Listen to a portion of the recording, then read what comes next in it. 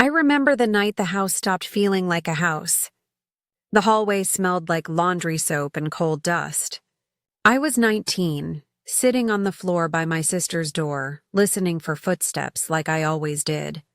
And then I heard a whisper slide through the dark from our parents' room. My mother's voice, thin as paper. We could sell the baby and be done with the trouble. The words were so quiet I wondered if I made them up. But my body knew. It went still the way animals do when the world tilts. In that moment, my childhood ended. The monster I'd guarded Rose from wasn't a stranger outside the window. He sat at our table, said Grace, and called himself Father. My name is Evelyn May Carter. I'm 72 now. I live in Abilene, Texas. Most mornings I make strong coffee, the kind that warms old bones, and I sit by the kitchen window while the sun spreads across the yard. A little device, my grandson Daniel set it up, records my stories. He says maybe they'll help somebody who needs a hand to hold in the dark. So let me hold your hand for a few minutes. I was born in Bartlesville, Oklahoma, in a small wooden house that kept every secret it was given. My sister Rose came 5 years after me. I became her second mother without anyone saying so. I brushed her hair. I checked under her bed. I learned the sound of our father's boots when he was angry, and the sound of the back screen when it didn't latch. I learned too much for a child, but not enough to stop what was coming. If you're listening from far away, maybe your street looks nothing like mine did. Maybe you don't know the taste of apple butter on hot biscuits, or the way church ladies whisper when a girl grows up too fast. But I think you know the feeling of a room that suddenly goes cold. That's the feeling I had the night my mother said those words. People ask me why I share this now. It's simple. Silence is a cage, and cages look different from the outside. From the road, our family looked tidy and blessed. My father, Calvin, wore a pressed shirt even when the summer heat lay heavy on the fields.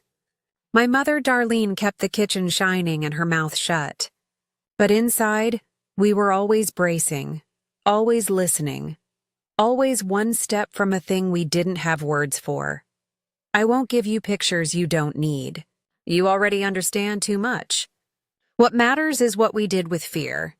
What matters is how a long night turned into a path out. Before I tell you how we left, I need to be honest about one thing. I wasn't brave every day. Some nights I wanted to run so far I'd forget my name. But then Rose would fall asleep with her hand curled around mine, and I knew I was the lock between her and the dark. So I stayed. I watched. I planned. The whisper about selling the baby didn't surprise me as much as it should have. By then, Rose had been quiet for months. She wore loose dresses. She refused eggs in the morning. My training as a nurse's aide told me what my heart tried not to know. When I finally asked her under the elm tree by the fence, she looked at her shoes and said, "I think I might be—" "I don't feel right," I held her. The wind moved through the leaves. Somewhere a dog barked, and a clock in my head began to tick. We had to go. We had to go now. Stay with me. I'll show you how we walked out of that house with a suitcase, a plan, and a promise that changed everything. Bartlesville was the kind of place where everyone knows your uncle's middle name and what you paid for your used truck. It had kind hearts, too, make no mistake. Mrs. Boyd from the store used to slip us bruised peaches in summer and call them good enough for cobbler. But kindness is slower than control, and control moves quiet. Dad liked quiet. He liked schedules and the belt folded by the radio. He liked being respected at the hardware counter and at church. He liked when people said Mr. Carter, like the title was part of his skin. He did not like spilled juice, laughter after 9, or girls who asked hard questions. Mom's quiet was different. It was the quiet of a woman who counted every penny and every breath. If the floor creaked, she looked at the clock. If we laughed too loud, she pressed her lips and stirred the beans with extra force. When Rose began to bloom, blue eyes bright, Curls she tried to tame with too tight braids. Mom braided harder. I noticed little things first. How Dad paused when Rose walked through the room. How he stood too long at her door, pretending to look at a faded family photo on the wall. How Mom began sewing dresses with extra fabric. "For modesty," she said, but her hands shook when she cut the cloth. I made rules. You might call them small doors, places we could close ourselves in. Rule 1. Rose never sleeps with her door unlocked. Rule 2. If I'm on late shift at the clinic, Mrs. Boyd or our neighbor Mr. Harlan checks in. Rule 3. We keep a go bag under the bed, a change of clothes, $17 in a tin, and Grandma's locket for courage. The night the grape juice spilled was the first time I stepped between Dad's hand and Rose's face. He froze mid-swing. Something in him measured me as if I were a stranger on his porch. Then he sent us both to our room without supper. I wasn't sorry. I would have starved for a month if it meant his hand stayed off her. I tried to speak to Mom in the kitchen, the way girls beg a door to open when smoke fills a room. You need to watch him when I'm at work, I said. Watch his eyes. Watch where he stands. A plate slipped from her fingers and cracked on the floor.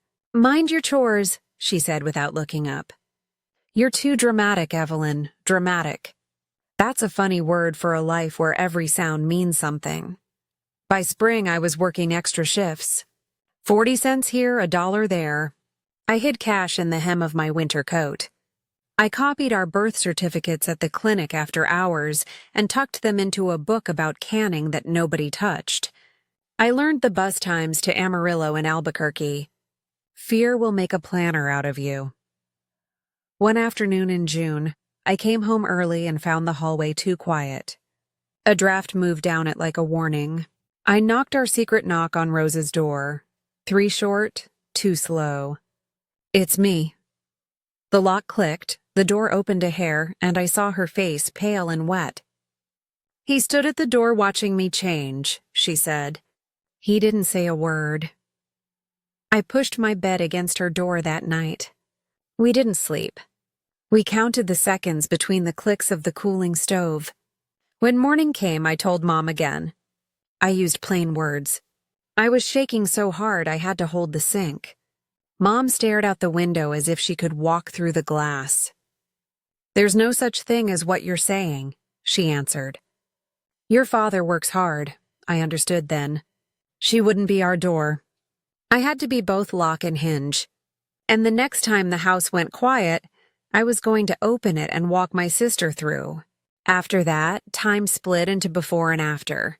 Before meant school and biscuits and the sound of the radio. After meant planning. I changed to shifts that matched Dad's. If he was home at 6, I was home at 5:30. If he stayed late, I forgot something and came back from the clinic to get it. I sent Rose to Mrs. Boyd's when I could, and when I couldn't, I taught her to live like a soldier in a house that wasn't safe. We made codes. 3 knocks, me. 2 knocks, pause, 1 knock, neighbor. Do not open without my voice. A dish towel tied to the doorknob. Danger. Call the operator and ask for Mr. Harlan. I wish I could tell you that was enough. I wish I could tell you evil gets tired, but danger is patient. It waits until the night you have a double shift, and the wind makes the screen door whisper, and you come home to a hallway where even the moths hold their breath. That October afternoon, Mom had gone to help a cousin. I walked into a house that felt emptied of air. Rose's door was locked. The secret knock came back to me from the other side like a heartbeat.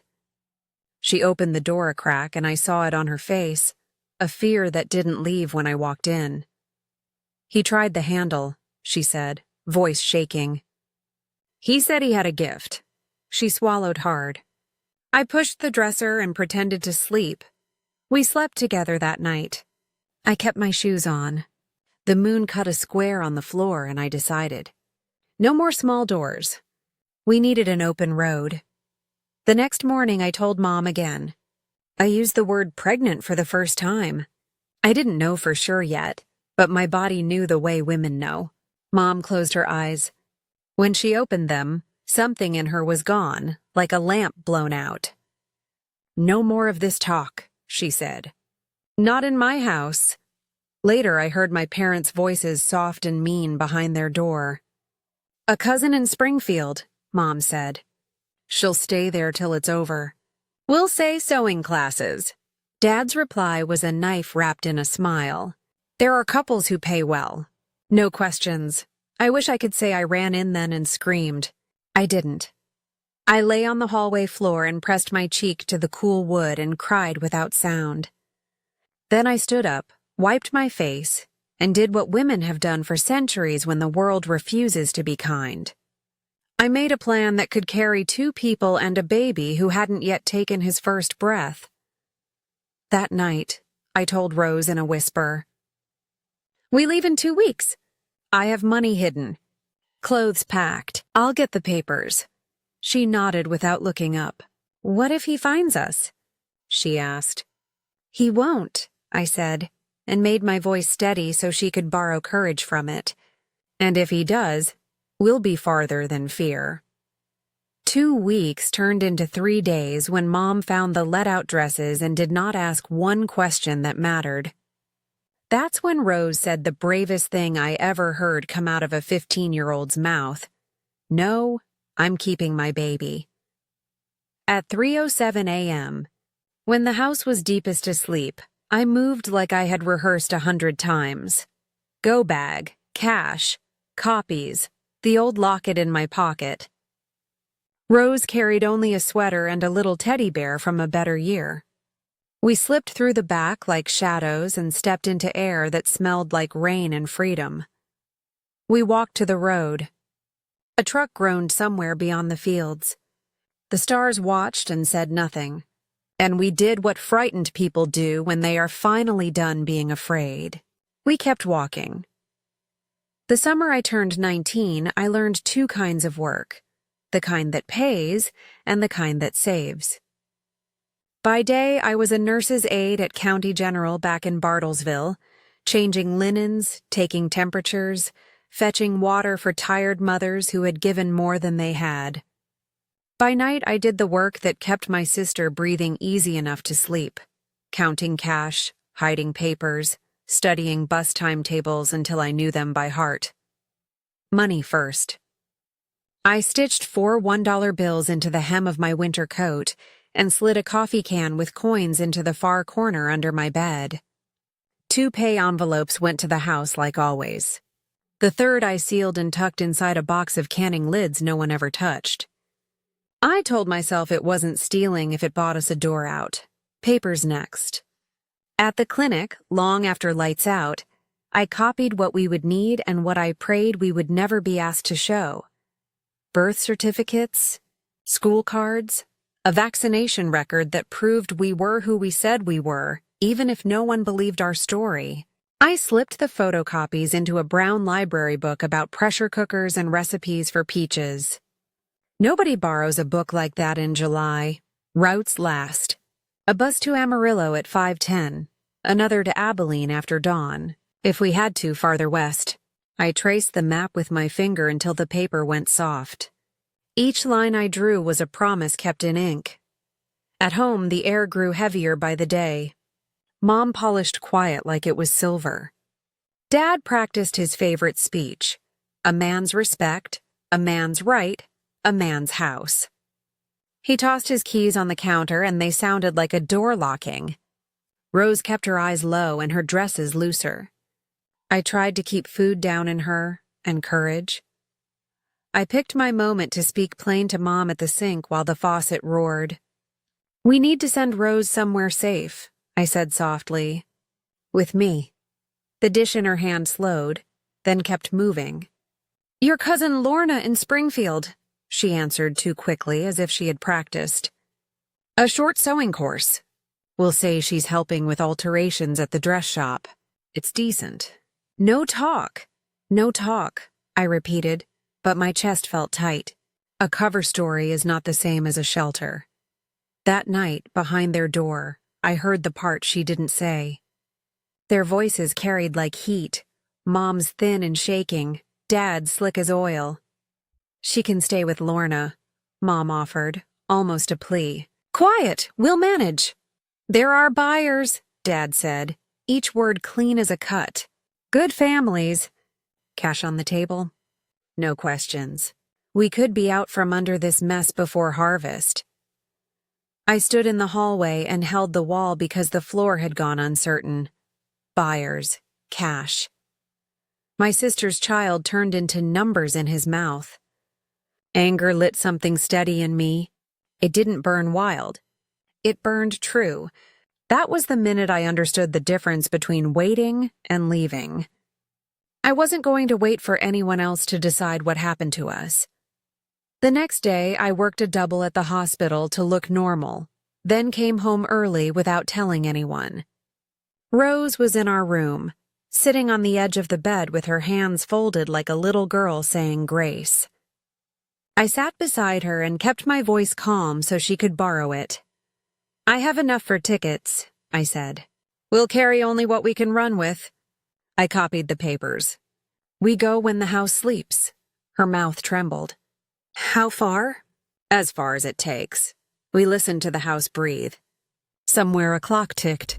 I told her the part I hadn't said aloud to anyone, not even to myself.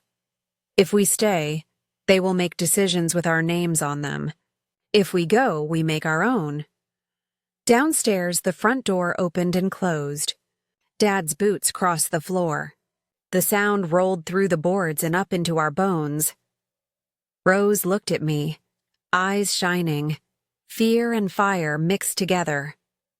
She put a hand flat on her belly, gentle, certain, and said the sentence that set everything in motion.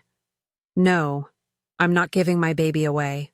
At 3:07 a.m., the house breathed its deepest sleep. I slipped my shoes on without tying the laces, slid the go bag from under the bed, and tucked Grandma's locket into my pocket. Rose stood by the window with her sweater on, one hand over her belly like a quiet promise. "Ready?" I whispered. She nodded. We moved the bed from the door as soft as clouds, eased the latch, and stepped into the hallway that had held so many held breaths. The stairs creaked on the fourth plank. I put my weight to the rail and skipped it like I'd practiced. At the back door, I paused to listen. Refrigerator hum, the old clock, the far-off train. No boots, no voice. We were out. Starlight washed the yard the way water washes a stone. The grass was slick with dew, and my heart was a drum I could not quiet. We cut behind the shed and along the fence line where the neighbor's dog only watched, tail thumping once, as if he too had been told a secret. The road held a little night fog. We walked it. The 5:10 to Amarillo would come whether our courage held or not. We reached the station with time to spare, cheeks cold, fingers warm from clutching each other. I laid cash on the counter, just enough for 2 one-way tickets. The clerk didn't ask for names. He stamped, slid the stubs back, and said, "Bus'll be on Bay 2. Bay 2 smelled like diesel and hope. We sat in the middle where you can see ahead and behind. Rose angled toward the window, sweater pulled close. I took the aisle, holding a paper bag with boiled eggs, 2 biscuits, and $3 in nickels. When the bus heaved to life, both of us let out the same breath without meaning to. Dawn unrolled slow. Barbed wire fence, a windmill that didn't move, a line of birds like notes on a wire. Every mile was a string cut between us and the house. I watched the road sign that said Amarillo and, for the first time in months, believed in the word away. At the Amarillo station, we didn't linger. I checked the board, counted our coins, and bought the next leg. Amarillo, Albuquerque. Rose ate half a biscuit and turned green from the smell of grease on the platform. I fanned her with the ticket sleeve until color came back to her cheeks. The second bus carried us into red dirt and big sky. A kid behind us kicked the seat in bursts, then fell asleep with his mouth open. An older woman across the aisle crocheted a blanket the size of a cloud. When the driver called Albuquerque, my legs were pins and needles, and my mind was a list: room, food, work, doctor for Rose. The station was busier than Amarillo, louder too.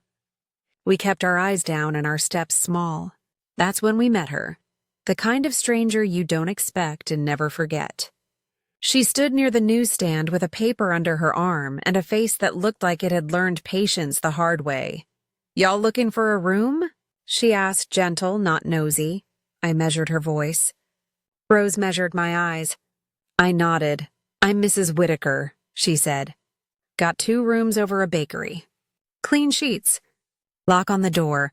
Week by week, cash is fine. Lock on the door." It sounded like a blessing. We followed her 3 blocks down a street that smelled like warm bread and rain. The building was old brick with a narrow stair. Inside, the room was small but bright. 2 beds, a tiny table, a window that saw the street. Mrs. Whitaker set a kettle on and slid a plate of yesterday's rolls our way. She didn't ask questions that would bruise.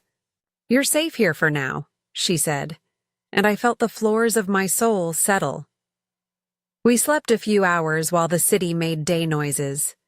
By late afternoon, I went downstairs to buy milk and a bar of soap from the corner store. Rose waited by the window, pouring sunlight onto the table. I stepped back out with the milk, turned the corner, and froze. On the sidewalk, 10 paces from our door, my father stood with a picture in his hand, speaking to a pair of passers-by. He pointed to the photo, then up the street, his mouth moving in that careful voice he used at church. "Have you seen these girls?" I didn't drop the milk. I didn't run. I took 2 quiet steps backward, slipped into the bakery, and climbed the narrow stairs 2 at a time. Rose was at the window, sunlight on her face. I set the milk down and spoke without moving my lips. "He's outside," I said. "Picture in his hand." Rose's fingers flew to her belly. We didn't waste a second. I crossed the hall to Mrs. Whitaker's door and knocked twice. She opened fast, like she'd been listening with her whole heart. "Back way," she said, already moving. She led us through the bakery kitchen, out a service door, and into an alley that smelled like sweet dough and rain. "Don't go to the station out front," she warned. "Use the crosstown stop, fewer eyes." She pressed 2 crumpled bills and an index card into my palm. "My church friend in Abilene, Texas, Mrs. Alvarez. Good woman. If you get stuck, you knock on her door." I wanted to be brave and refuse the money. I took it. We caught a local bus 3 blocks away, then another toward the highway depot. My hands went steady the way they do when work must be done. At the counter, I asked for 2 seats to Abilene with a change in Lubbock. The clerk stamped, slid, didn't look up. We kept moving, miles unrolled like ribbon. The land changed hands from red to tan. Rose dozed against the window, waking now and then to sip water and nibble at a roll. Between stops, I counted our cash and made a new list in my head. Week-to-week room, any job that pays cash, doctor when we can. We reached Abilene at dusk. The station had that tired look all stations get after dark. Newspapers on benches, a lone mop bucket. I asked the janitor where we could find a cheap room, and he pointed with his chin. "Plaza Rooms, 2 blocks south, above the laundromat." The plaza was as plain as its name. Thin towels, a fan that clicked, 2 narrow beds. But the lock on the door turned smooth, and that sound felt like safety. I slid the dresser in front of the knob anyway. Old habits. In the morning, I chased odd jobs.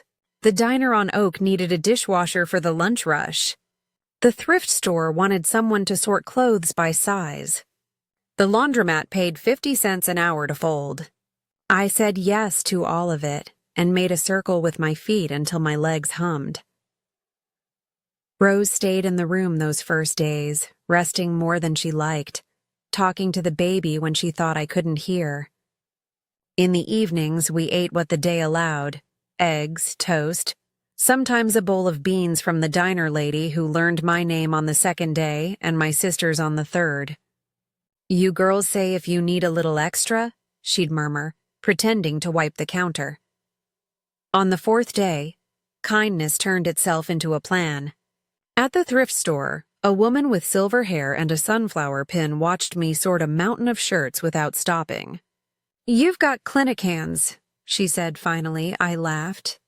"What kind of hands are those?" "The kind that stay calm when other people panic." She slipped a card across the table. "Abilene Community Clinic, a number. They sometimes hire aides. Walk in and ask for the office manager. Tell her Mrs. Dorsey sent you." I went on my break. The clinic sat in a low brick building with a faded mural of a tree on the wall.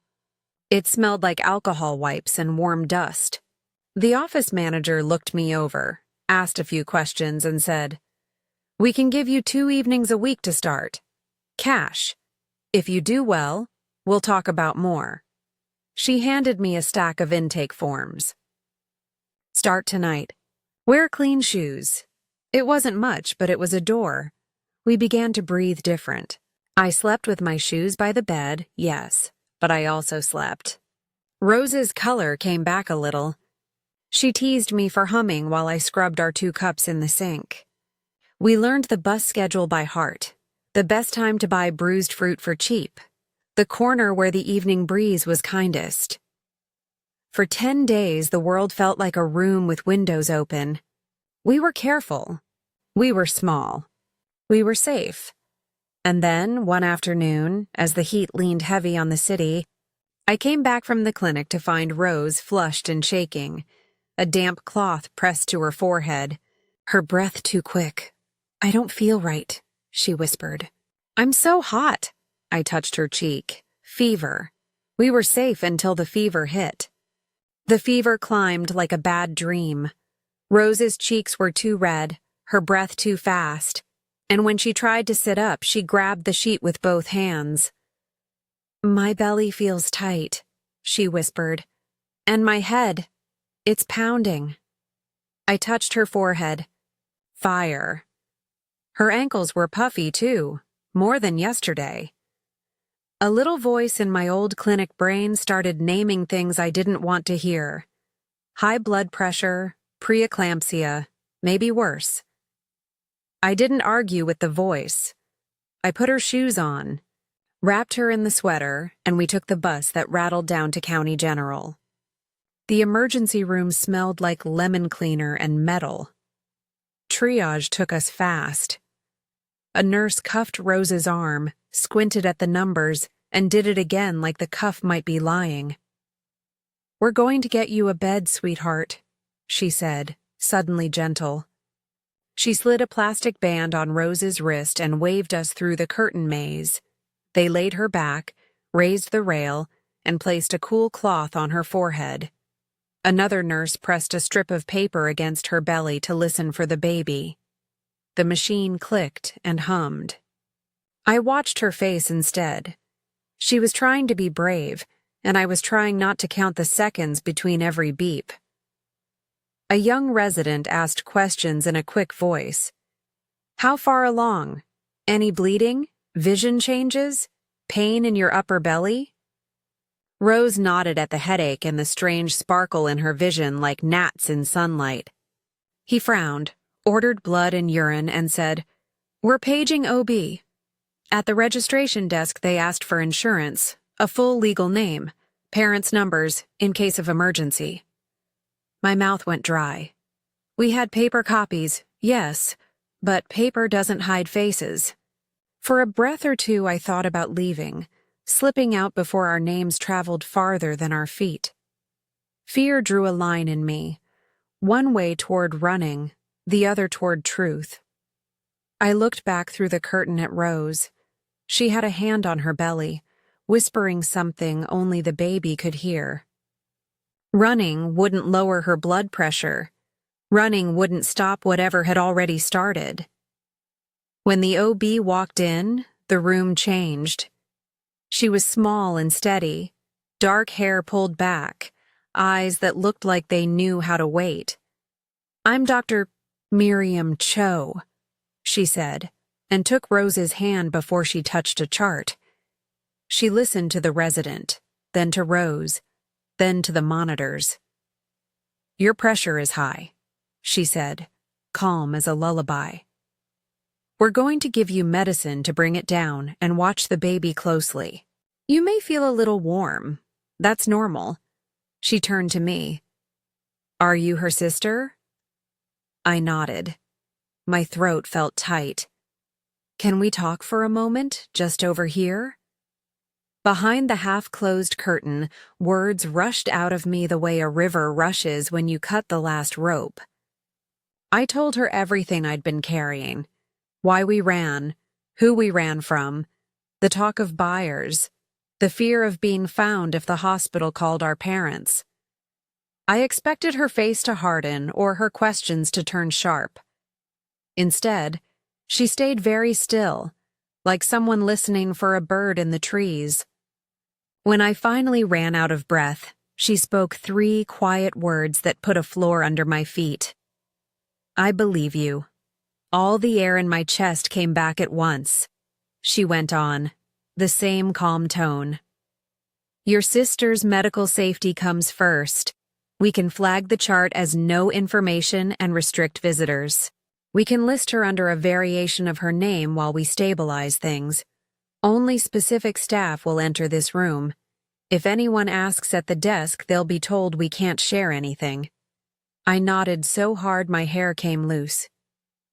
Will you get in trouble for that? For keeping a patient safe? No, she said. Now let's take care of Rose. Back at the bed, Dr. Cho explained everything in plain words. We're treating high blood pressure that can happen in pregnancy. Sometimes it can lead to the placenta starting to pull away, a placental abruption, so we're watching for that.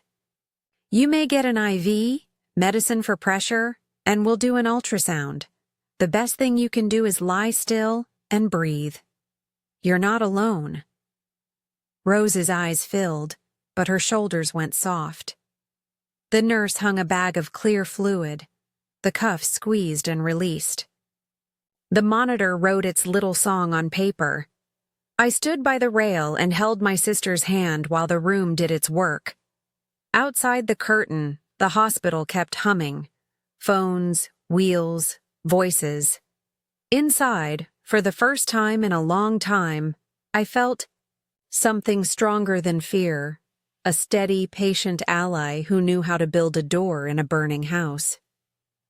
And the first board of that door was, I believe you. Dr. Cho moved like a small, steady storm that knew exactly where to rain. First, paper. She nodded to the charge nurse. Privacy flag. No information. A printer rattled. New wristband. New labels. On Rose's chart, my sister became Marie Allen. Not a lie, Dr. Cho said. Just a door we could close. Then people. These are the only names allowed in, she told me, writing them on a sticky note and placing it on the wall by the clock. Nurse Carla, Nurse Lewis, me, Evelyn, and Dr. Cho. If their name isn't on this paper, she said, they don't cross the line. The curtain became a border, the chart a shield. Next, place. Move her to special care, Dr. Cho said softly. They rolled Rose to a room at the quiet end of a short hall, one window, blinds drawn, door that latches clean. A hand-lettered sign went up. Do not disturb. Procedures in progress. The nurse dimmed the lights to a soft gold. Machines hummed like careful bees. We breathed easier for 1 hour. Then Trouble put on a pressed shirt and walked through the front door. I heard it first as a change in the hallway air.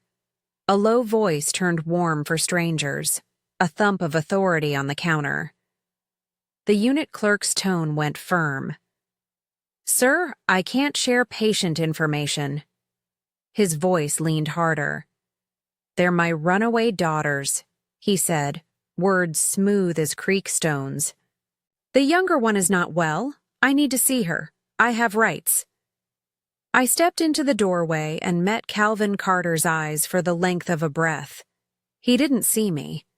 Dr. Cho did. She slid between us like a good fence. "Security to OB," the clerk murmured into the phone, calm as pouring tea. Dr. Cho kept her voice even. "We have no patient by that name," she said, "because now, on paper, we didn't. And we don't release protected health information." She didn't blink. My father's mouth curled, the polite kind of angry that smiles for church. He tapped a photograph with his finger and showed it to the clerk, then to a nurse walking by, as if a photo could open a locked door. A security officer appeared, older, kind eyes, wide shoulders. "Sir, I'll need you to step back from the desk," he said. Dad drew himself up, tried to make his shadow longer. It didn't work. He stepped back. He didn't leave.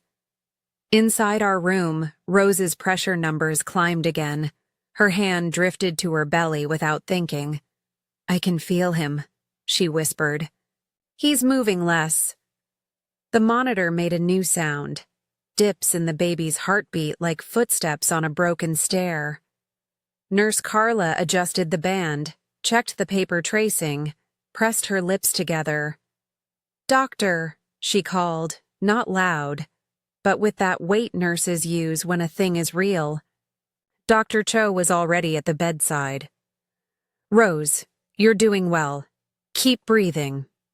She looked at the tracing, then at the tiny smear of blood on the sheet, then at me. "We may be seeing signs of abruption," she said quiet enough that only I heard. "We'll act fast." Everything sped up without getting messy.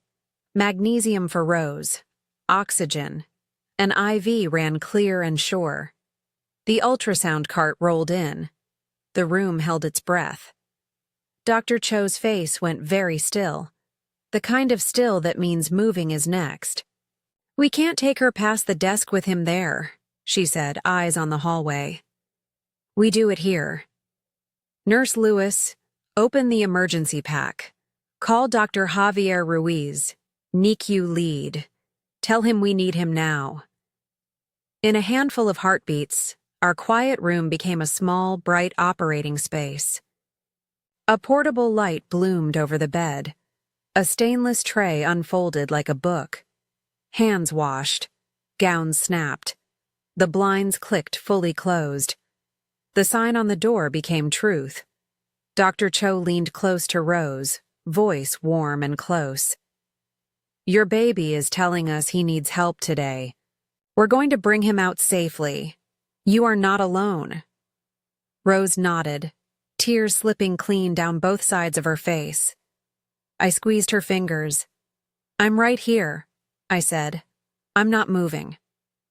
From the hall, the security radio crackled. From the nurse's station, my father's voice rose and then thinned as if distance itself were pushing him away.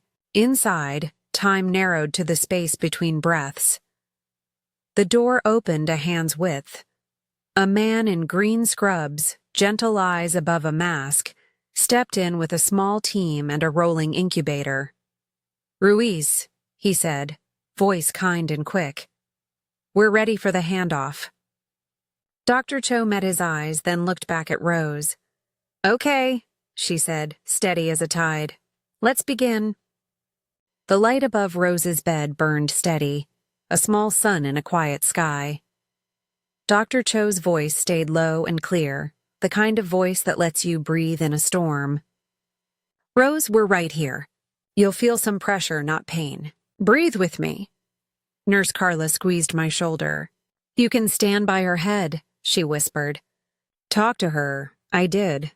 I told Rose about the apple tree we'd plant one day. About cool shade and a blue blanket on the grass. About a baby who would nap with his fist by his cheek. Words are a kind of bridge, and I was building one between this moment and a better one. The anesthetist nodded to Dr. Cho. The room gathered itself. Metal clicked soft. Cotton rustled. Time got quiet and thin, then moved again. "Okay, Rose," Dr. Cho said, eyes calm above her mask. "We're almost there." A sound like a held breath being opened. A pause that felt a mile long, then the smallest cry I'd ever heard, thin as a thread, brave as a trumpet. "Boy," Dr. Cho said, and I felt my knees tremble. The world tilted toward good. Dr. Ruiz and his team were already moving. The baby was the color of dawn, tiny as a bird, hands opening and closing like he was testing air. They carried him to the warm bed with the shining light. The little mask went over his face, a soft puff-puff rhythm. Numbers hopped on the monitor like shy rabbits. For a heartbeat, the line went flat. 2 finger compressions, Dr. Ruiz said, gentle and fast. A gloved hand pressed a rhythm on the baby's chest. 2 fingers no bigger than my smallest knuckle, counting soft. "Come on, little one." I wanted to run to the table and scoop him up, to barter my breath for his. I stayed with Rose. Her eyes searched mine. "Is he okay?" she whispered. "He's fighting," I said, and I meant all of us. The room worked like a choir. One voice set the beat, another held a note, another climbed. Oxygen, a tiny line, warmth, care. The monitor complained, then softened. The thin cry came again, a little stronger this time. "That's it," said Dr. Ruiz. "Not to us, but to the baby. That's the way." They wrapped him in a square of white and brought him just close enough for Rose to see. "Hi, sweetheart," she breathed, tears sliding toward her hairline. "Hi, do you want to give him a name?" I asked, my voice not my own. She didn't look away from his face. "Noah," she said. "Because he made it through the flood." They nodded and moved fast again. "We'll take Noah to the nursery for more help," Dr. Ruiz said. "He's very small, but he's with us." "You did so well, Mom." I kissed Rose's hair and let the tears come. Relief is heavy when you've been holding a mountain. By the time they wheeled Noah out, the hallway beyond our door sounded different. Security's shoes, calm voices, the low murmur of a man who wasn't winning the way he expected to. In our room, Dr. Cho finished with care and precision. She covered Rose with a warm blanket and lowered the lights. "You both did beautifully," she said. "Noah's early, so the next hours matter. Dr. Ruiz will call us from the nursery." Rose's hand searched and found mine. We listened to the quiet machines. We watched the door as if watching could keep it closed. The hours that followed were longer than night. The phone rang twice. Each time a nurse answered, looked at us first, then smiled a small, real smile. "Holding steady," she said. "Getting warmer." I stood by the window and looked at the slice of sky I could see through the blind. A hospital smells like work and hope. It also smells like purpose when you learn to notice it. I thought about every hand that had moved with such certainty to keep Rose and Noah here with us. I thought about one sentence that built a room around us. "I believe you." That's when a door opened inside me I didn't know was there. It wasn't loud. It didn't ask permission. It just stood up. I made a promise beside that bed, to Rose, to Noah, to the girls we hadn't met yet. I would learn this work. I would become the kind of doctor who stands between fear and a family and says the words that change the air. I would be the steady voice in a bright room. I would carry keys for doors other people thought were walls. Pain had taken so much from us. That night, it gave me something back. A path. By morning, the hall outside our door had settled into a low hum. Security took turns at the desk. Dr. Cho stood at the window with her arms folded, thinking in that quiet way of hers that makes a plan without announcing one.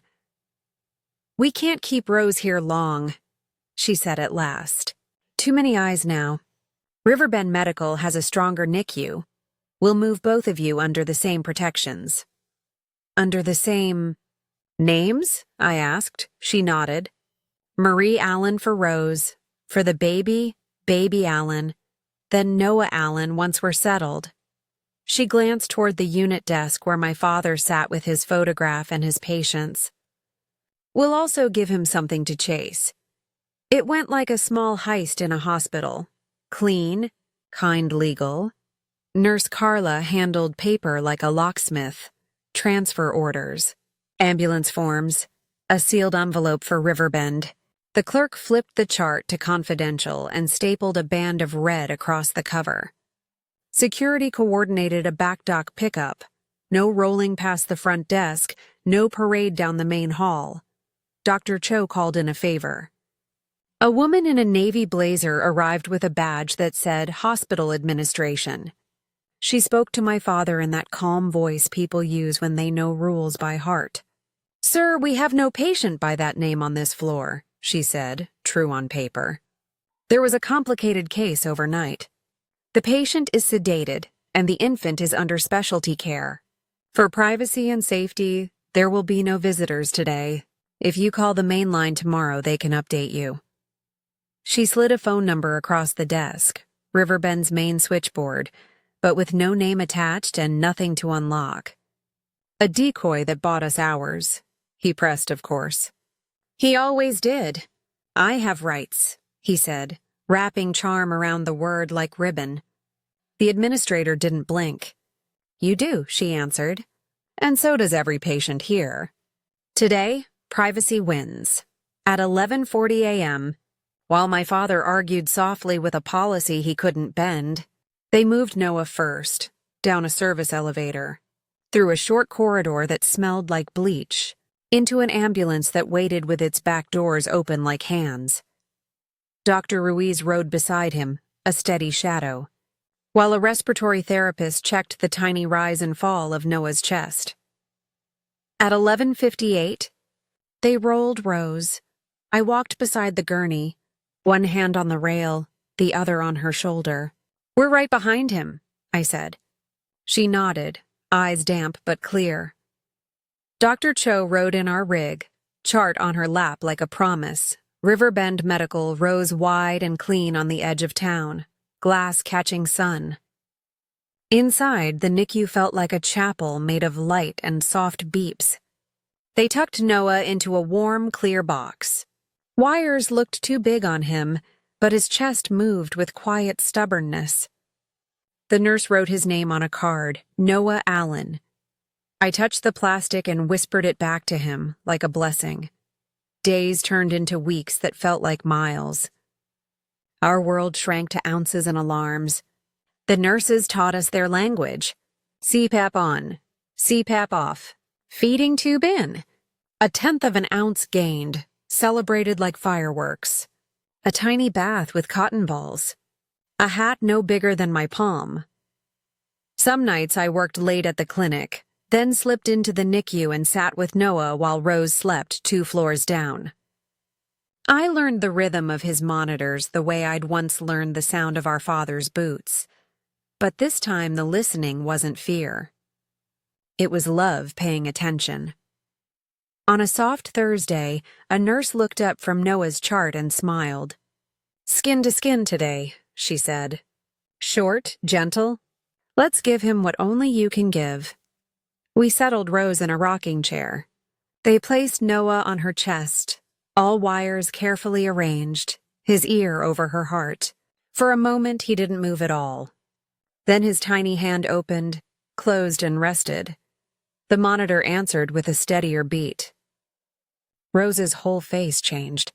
Something that had been braced for months finally unlocked.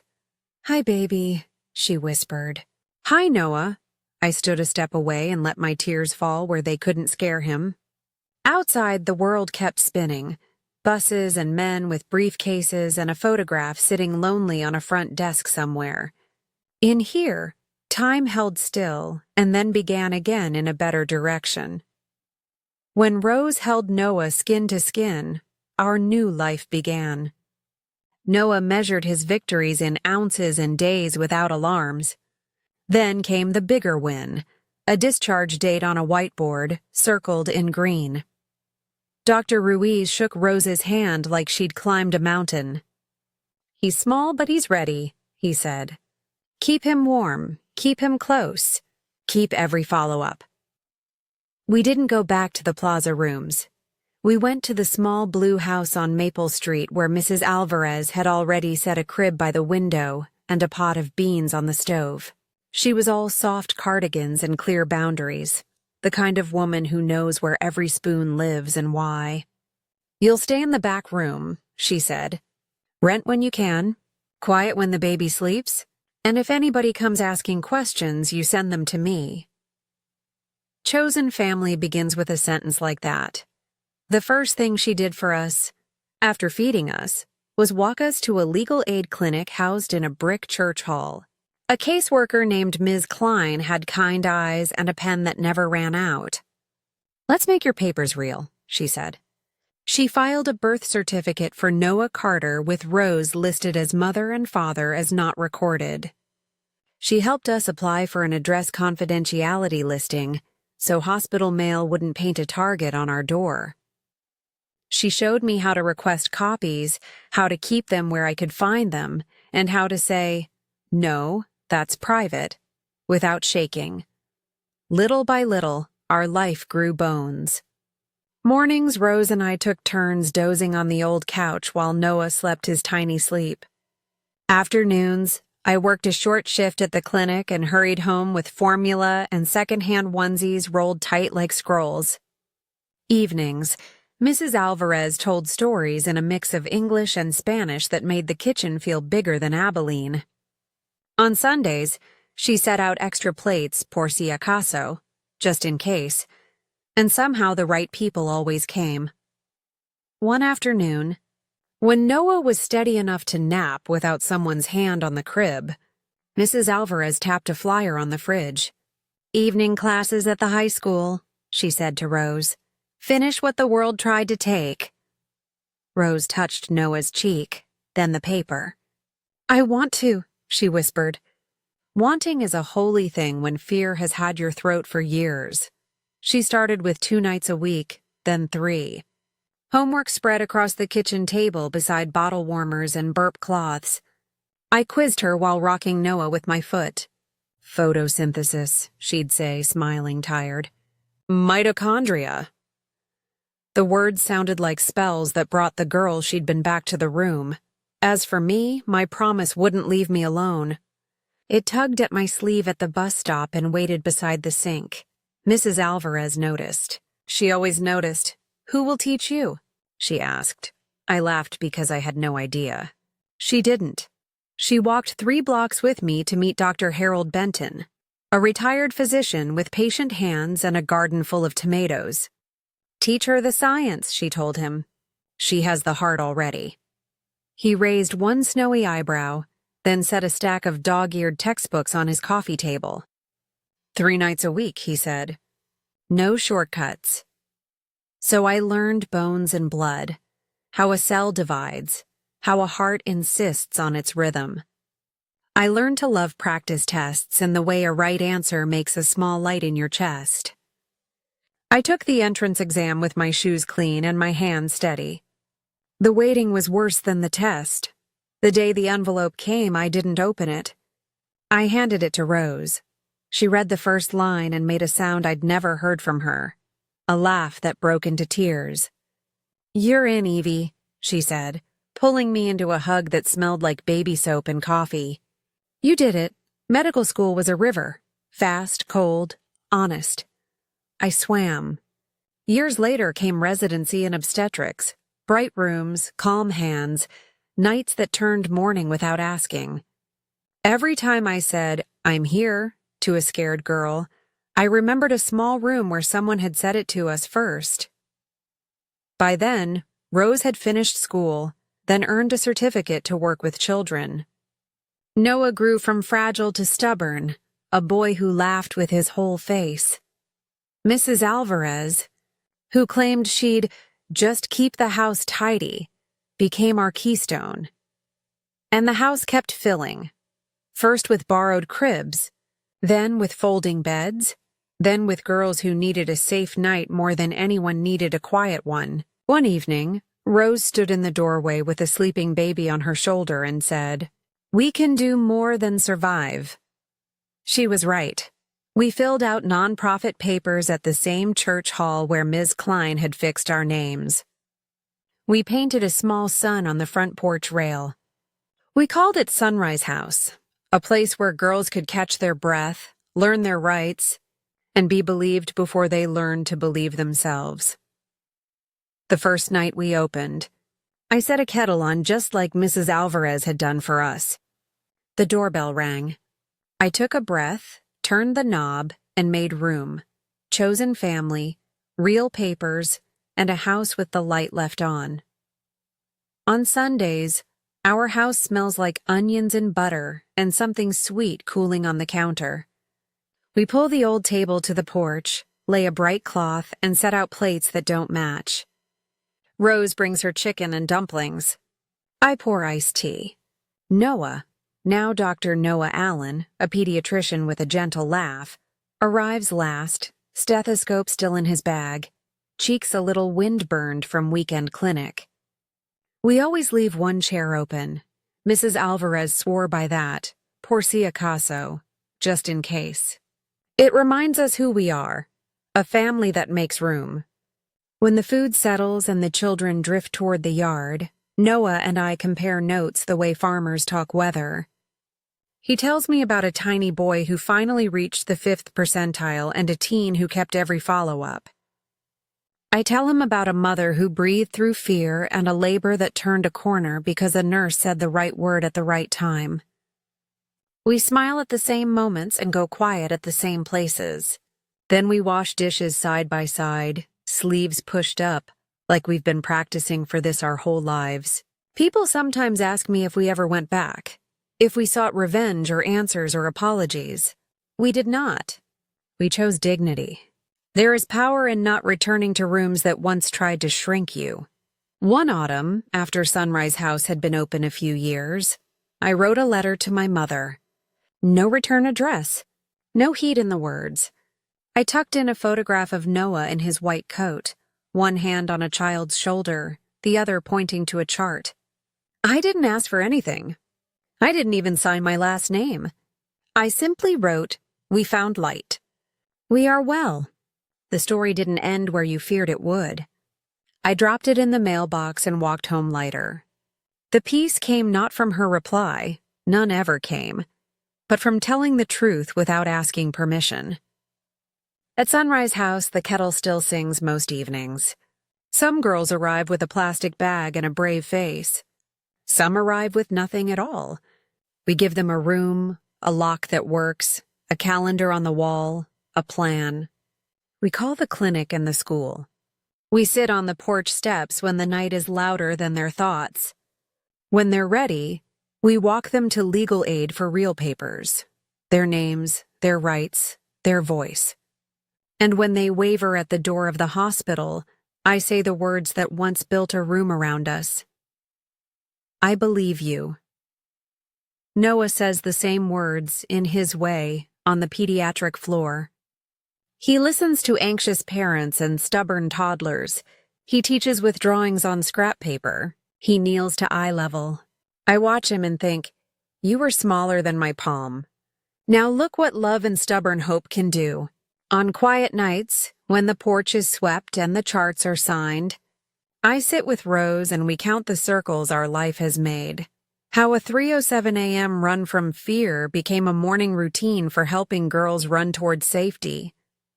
How a tiny chest pumping under 2 fingertips led to a line of mothers and babies standing a little taller.